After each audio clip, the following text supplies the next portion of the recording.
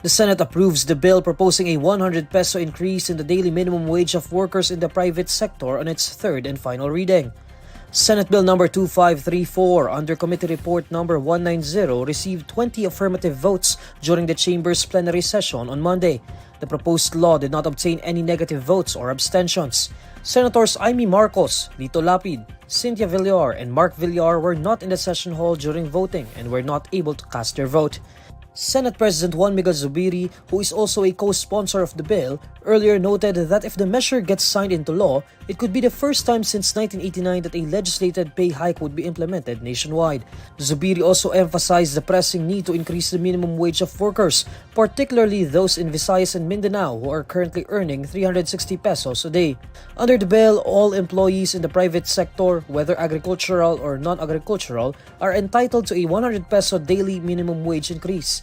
Senator Jinggoy Estrada, who sponsored the bill on the Senate floor, said the measure guarantees an increase in the daily pay of around 4.2 million minimum wage earners. The National Security Council will investigate foreign fishermen's alleged use of cyanide in Scarborough Shoal, which is also known as Bajo de Masinloc. NSC Assistant Director General Jonathan Malaya says the agency is concerned about the report of the Bureau of Fisheries and Aquatic Resources that Chinese and Vietnamese fisherfolk use cyanide to catch fish in the area. Malaya adds that Filipino fishers approached the BFAR, claiming that Chinese fishermen were using cyanide to fish and to make sure that others could not use the resources in the shoal. Malaya further says they have instructed BFAR to complete its report with the necessary evidence, adding that they may bring this matter forward to the Department of Justice and the Office of the Solicitor General. The DOJ and OSG are currently working on strengthening a case of environmental degradation against China. In October 2023, Justice Secretary Jesus Crispin Remulla said that an environmental case against China may be filed in early 2024.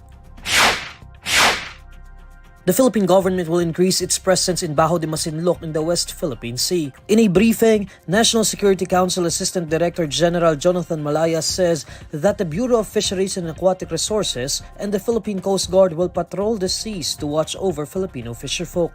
Malaya adds that Filipino fishers become emboldened with the presence of government authorities in the area. Moreover, Malaya reiterates that the recent rotation and resupply missions to the disputed shoals were successful. According to Malaya, 21 tons of fuel were distributed among 21 commercial fishing vessels in the West Philippine Sea, which would allow them to sail the waters for a week straight. The government was also able to distribute motor oil, groceries, and other basic necessities. 6 soldiers and 3 alleged fighters of the Daula Islamia Maute group were killed in an encounter in Lanao del Norte on Sunday afternoon. In a statement, Armed Forces of the Philippines Chief General Romeo Bronner Jr. says an operation against members of Daula Islamia Maute group, which perpetrated the bombing at Mindanao State University in 2023, was launched on February 18. This operation resulted to the death of 6 soldiers and 3 alleged members of the Daula Islamia Maute group. Meanwhile, 4 other soldiers were injured in the said operation. Bronner vows justice for the killed soldiers. According to Army's 103rd Infantry Brigade spokesperson Lieutenant Colonel Palawan Moindas, the encounter took place at past 2 p.m. on Sunday in Barangay Ramain.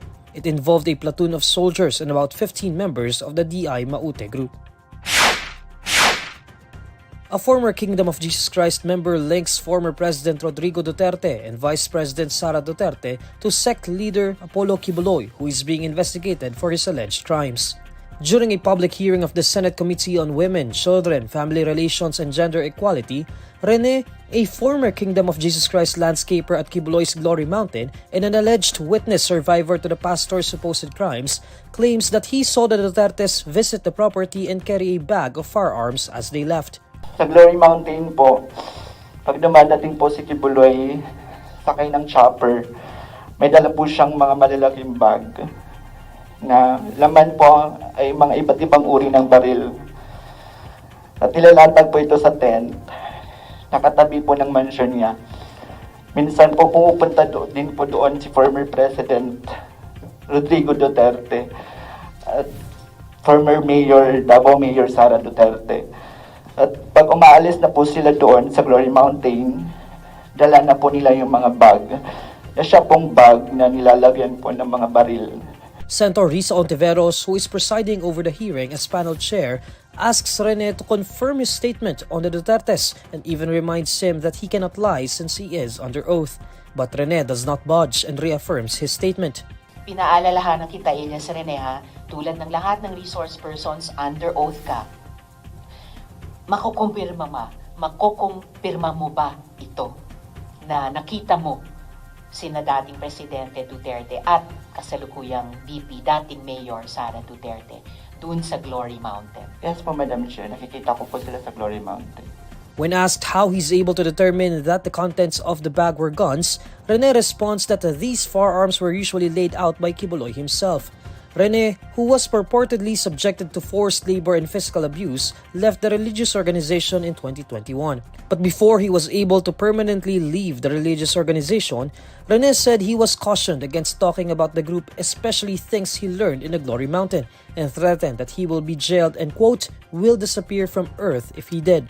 INQUIRER.net has sought the comment of the camps of former President Rodrigo Duterte, Vice President Sara Duterte, and Quiboloy's legal counsel, but they have yet to respond.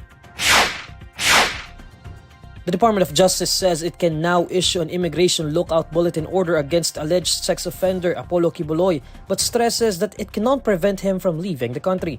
According to DOJ Senior State Counsel Mary Grace Quintana, the Justice Department can issue an immigration lookout bulletin order against Quiboloy since an investigation on the pastor's alleged crimes is ongoing. However, Quintana clarifies that the issuance of the immigration lookout bulletin order is just a way to monitor Quiboloy, but not to prevent him from leaving the country. So, in case dumaan sila sa immigration counter, they just take note of yung itinerary niya, where the subject will travel. But apart from that, it will not prevent the subject from leaving the country.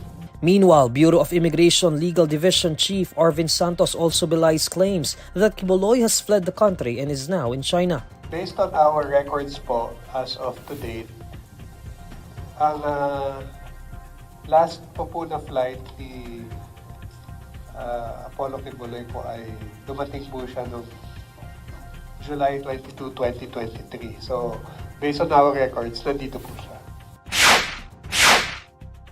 Leaders from the House of Representatives filed resolution of both houses number 7 seeking amendments to the 1987 Constitution's economic provisions. RBH 7 mimics the Senate's RBH number 6 in order to minimize discussions between the two chambers regarding the proposed amendments to the economic provisions of the 1987 Constitution. RBH number 7 is filed by Senior Deputy Speaker Aurelio Gonzales Jr., Deputy Speaker David Suarez, and Majority Leader Manuel Jose Dalipe.